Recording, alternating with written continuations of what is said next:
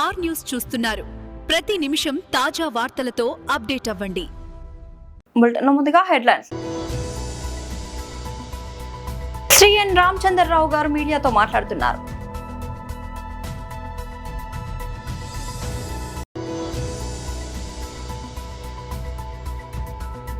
జోగి రమేష్ కుటుంబాన్ని పరామర్శించిన అనంతరం press meet.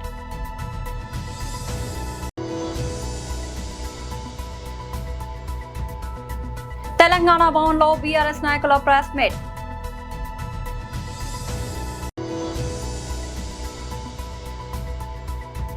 Tihar జైలుకు బాలీవుడ్ నటుడు రాజ్ పాల్ యాదవ్.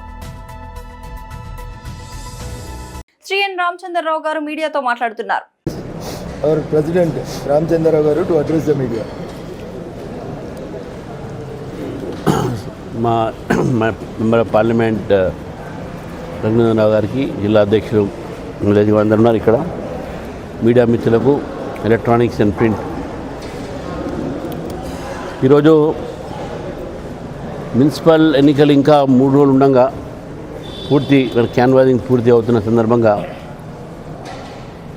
దాదాపు 23 మున్సిపాలిటీలు, అంటే ఆ 7 కార్పొరేషన్లు, 116 మున్సిపాలిటీస్లో భారతీయ జనతా పార్టీ చాలా మంచి వాతావరణంలో పోటీ చేస్తూ ఉన్నది. ఇటు భారతీయ జనతా పార్టీకు ప్రజలు మద్దతు పెద్ద ఎత్తున ఇస్తున్నారని చెప్పి స్పష్టంగా మాకు కనబడతా ఉన్నది. కాంగ్రెస్ పార్టీ మేకపోతు గంభీరంతో మేము 100 గెలుస్తాం, మేము అన్ని గెలుస్తాం అనేది చెప్పుకుంటున్నారు. మనకు బీఆర్ఎస్ పార్టీ నైతికంగానే వాళ్లకు ఓటడే అధికారం తెలంగాణలో కోల్పోయారు. తెలంగాణ ప్రజలు వారికి అధికారం ఇస్తే 10 సంవత్సరాల్లో వారి కుటుంబం చేసినటువంటి ఒక కుంభకోణాలైతే ఏంది, ఈ రాష్ట్రంకు అనేకమైనటువంటి ఒక కష్టాల్లో ఒక ధనిక రాష్ట్రాన్ని అప్పుల రాష్ట్రంగా మార్చినటువంటి ఘనత బీఆర్ఎస్ పార్టీది. కాబట్టి ప్రజలు ఇంకా బీఆర్ఎస్ పార్టీని నమ్మే పరిస్థితి లేరు. అటు కాంగ్రెస్ పార్టీ, ఇటు బీఆర్ఎస్ పార్టీ రెండు కూడా ఒకే ఒక దారిలో వాళ్ళు నడుస్తూ ఉన్నారు. వారు అవినీతి చేశారు, వీరు అవినీతి చేశారు. వారు ప్రజలకు ఇచ్చినటువంటి ఒక వాగ్దానాలు పూర్తి చేయలేదు, వీరు పూర్తి చేయలేదు. వారు ఇల్లు కడతారు, డబుల్ బెడ్రూమ్, వాళ్ళు కట్టలేదు, వీళ్ళు ఇందిరమ్మ ఇల్లు ఇస్తాను, వీళ్ళు కట్టలేదు.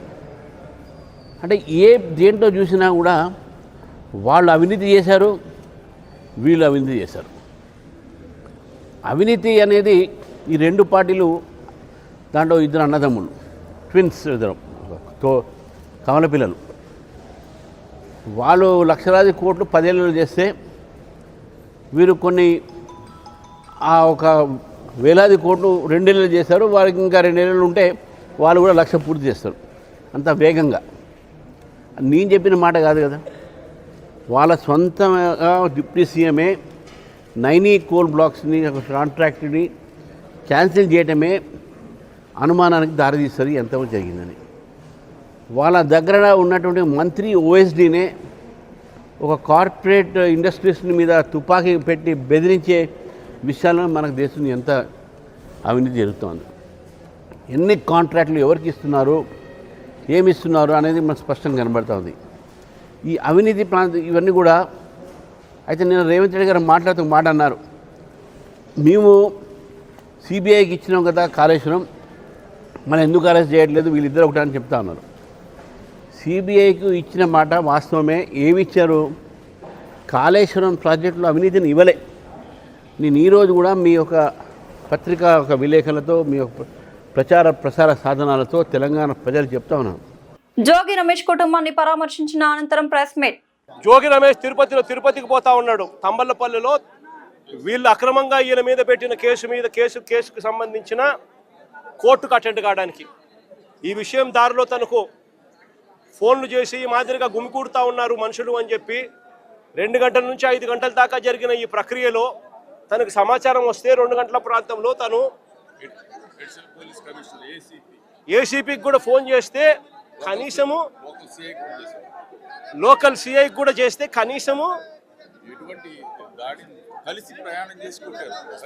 నీకు రెస్పాన్స్ కూడా లేదు, కనీసం రెస్పాన్స్ కూడా లేదు. సిపి కనీసం ఫోన్ కూడా ఎత్తలా. నేను అడుగుతా ఉన్నా, ఈ మాదిరిగా ఇక్కడే కాదు, అక్కడ అంబటి రాంబాబు అన్న విషయంలో కూడా అంతే. పోలీసుల సమక్షంలోనే 5 గంటల నుంచి రాత్రి 1:30 దాకా జరిగిన దహనకాండ, పోలీసుల సమక్షంలోనే 5 బండ్లు 5 కార్లు పగలగొట్టారు. పోలీసుల సమక్షంలోనే ఇల్లు తగలబెట్టిచ్చేశారు, ఆఫీస్ అంతా తగలబెట్టారు. పోలీసుల సమక్షంలోనే ఇంట్లో అద్దాలన్నీ కూడా పగలగొట్టారు. పోలీసుల సమక్షంలోనే ఇంట్లో ఆడోళ్ళను కూడా దూషించారు. ఇక్కడ కూడా అంతే, పోలీసుల సమక్షంలోనే పోలీసులే పాత్రదారులుగా పోలీసులు కలిసి చేస్తూ ఉన్న డ్రామాలో ఇదంతా కూడా జరుగుతూ ఉంది. నేను అడుగుతా ఉన్నా, వీళ్ళందరికీ కూడా నేను ఒకటే చెప్తా ఉన్నా, ఇవన్నీ కూడా ఆధారాలు ఎక్కడికి పోలా, ఇవన్నీ కూడా ఆధారాలు ఉన్నాయి. ఎన్హెచ్ఆర్సీ నుంచి సుప్రీంకోర్టు దాకా ప్రతి గడప కూడా తడతాం. రాష్ట్రంలో జరుగుతూ ఉన్న జంగల్ రాజు గురించి ప్రతి ఒక్కరికి కూడా అర్థమయ్యేలా చెప్తాం. ఎక్కడైనా కూడా న్యాయం అనేది డిలే కావచ్చేమో కానీ చంద్రబాబు నాయుడు గారి ప్రభుత్వానికి పెట్టిన దినాలు మాత్రం ఖచ్చితంగా ముగిసాల్సిందే. కళ్ళు మూసుకొని కళ్ళు తెరిచేసరికి 2 ఏళ్ళు అయిపోయాయి. ఇక కళ్ళు మూసుకొని కళ్ళు తెరిచేసరికి మరో 3 ఏళ్ళు కూడా అయిపోతాయి. ఆ తర్వాత వచ్చేది మా ప్రభుత్వమే.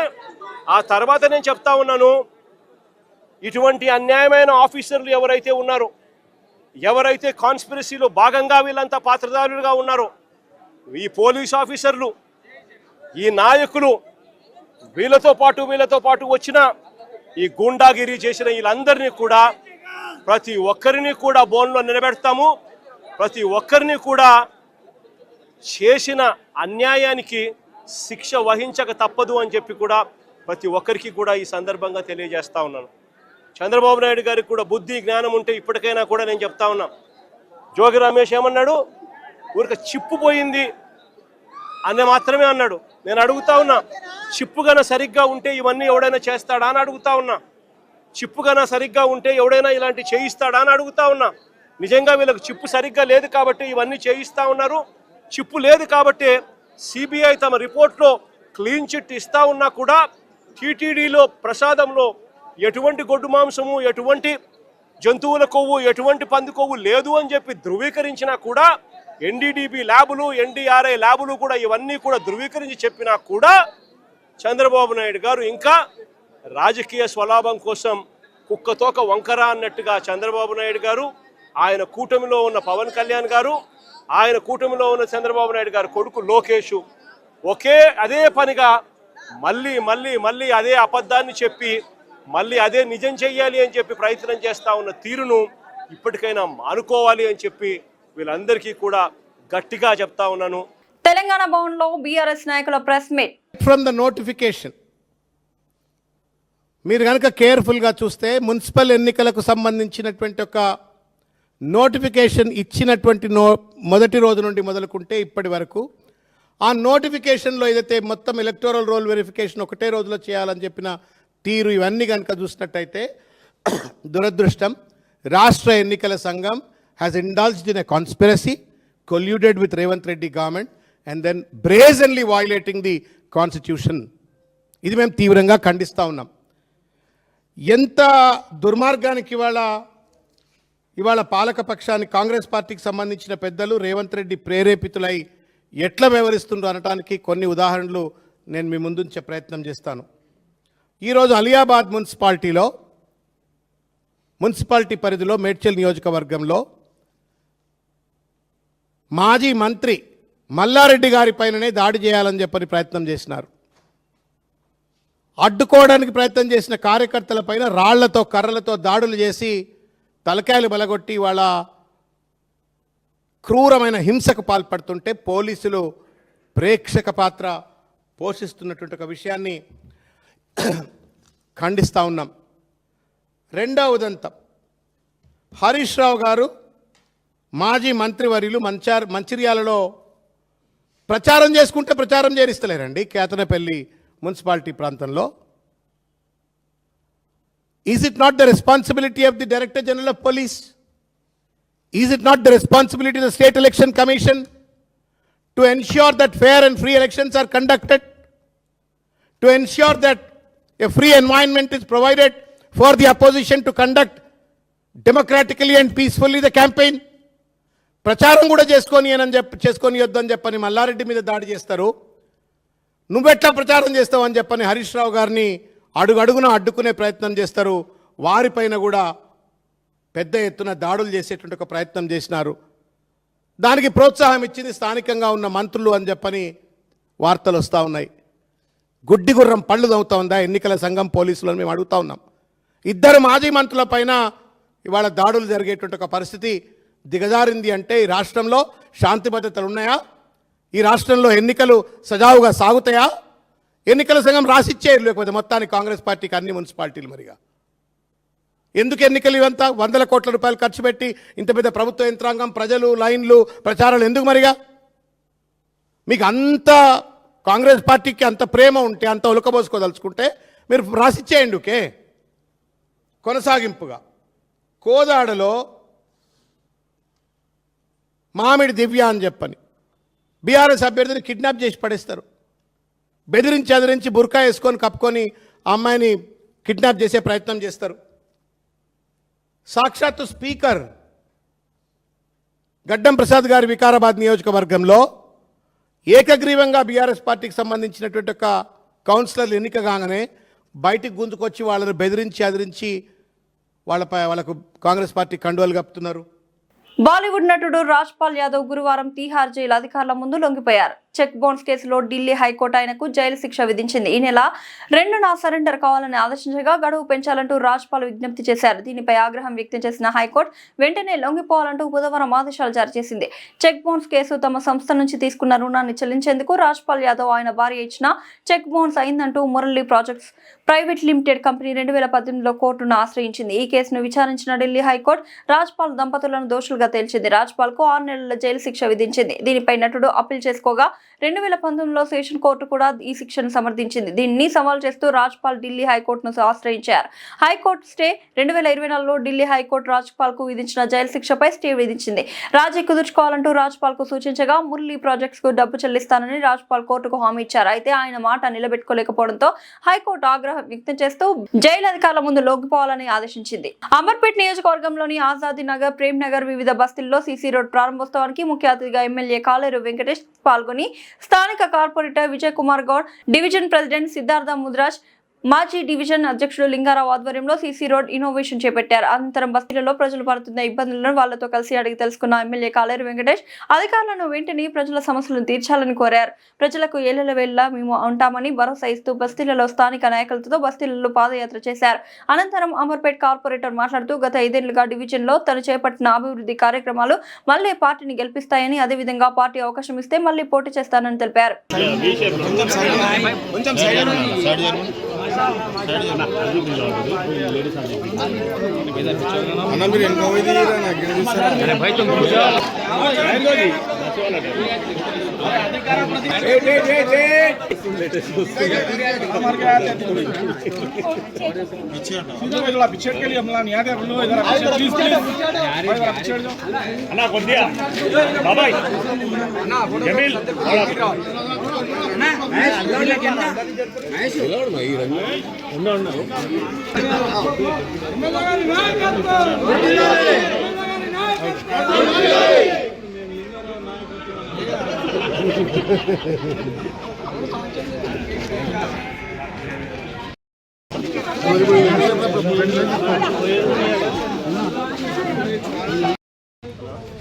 మీ దగ్గర ఉందా లేదా? లేదంటే లేదు, ఎస్టిమేషన్ కొత్త పెట్టారు సార్ అండి.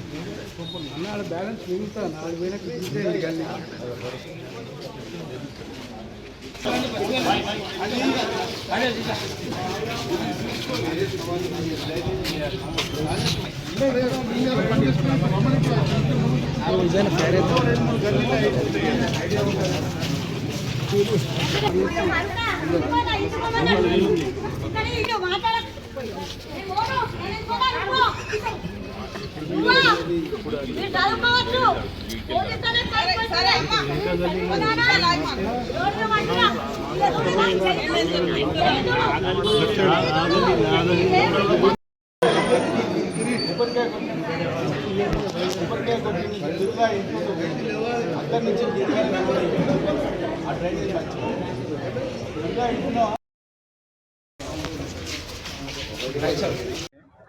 అందరు నమస్కారం.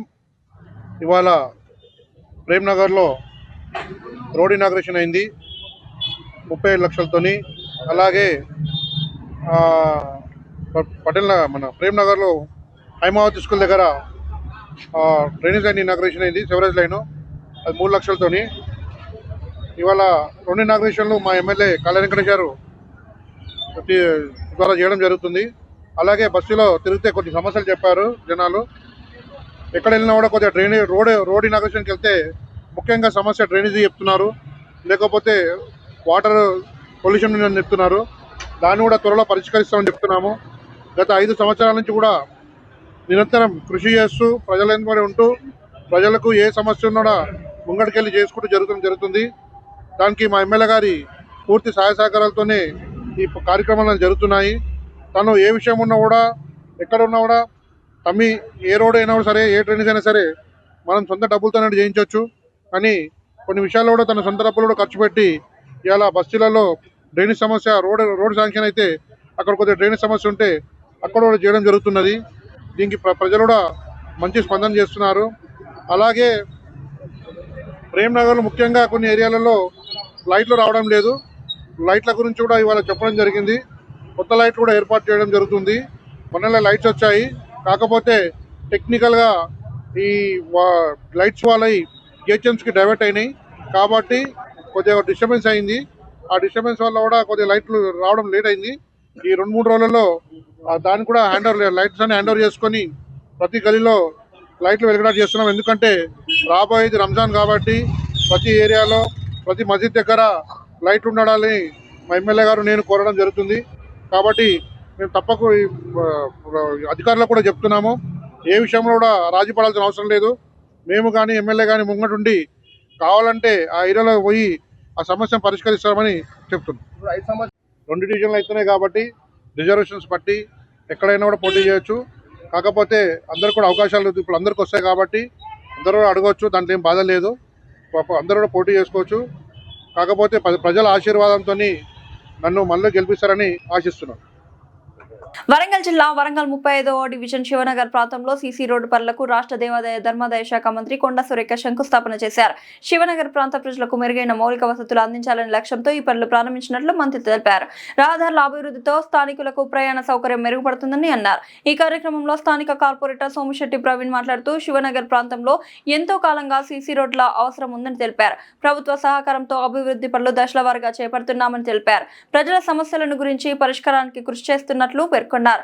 ఈ శంకుస్థాపన కార్యక్రమంలో కాంగ్రెస్ నాయకులు గోపాల్, నవీన్ రాజ్, శ్రీరామ్, రాజేష్, పగడాల సతీష్, శ్రీనివాస్, శివ పాల్గొన్నారు. కాంగ్రెస్ కార్యకర్తలు పెద్ద సంఖ్యలో హాజరై కార్యక్రమాన్ని విజయవంతం చేశారు.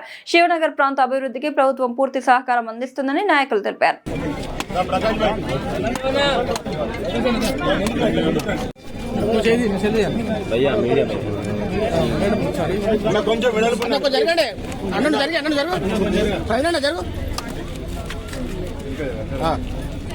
జరగనా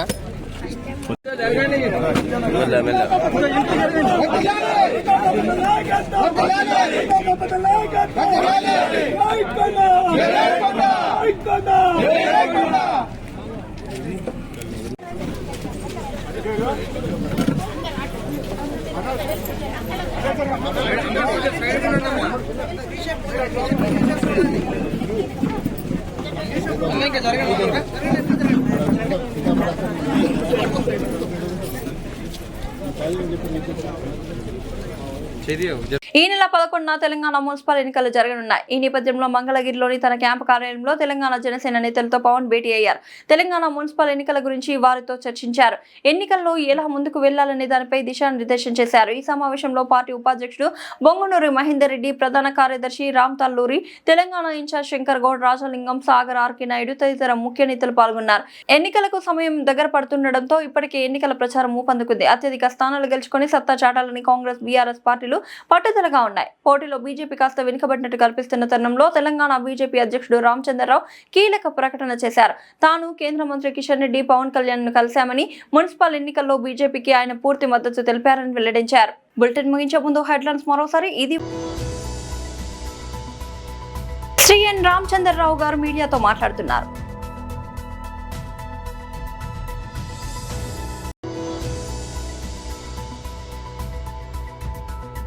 జోగి రమేష్ కుటుంబాన్ని పరామర్శించిన అనంతరం ప్రెస్ మీట్.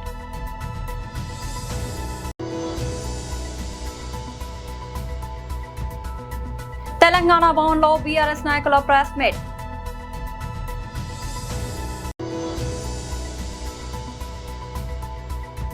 తీహార్ జైలుకు బాలీవుడ్ నటుడు రాజ్ పాల్ యాదవ్.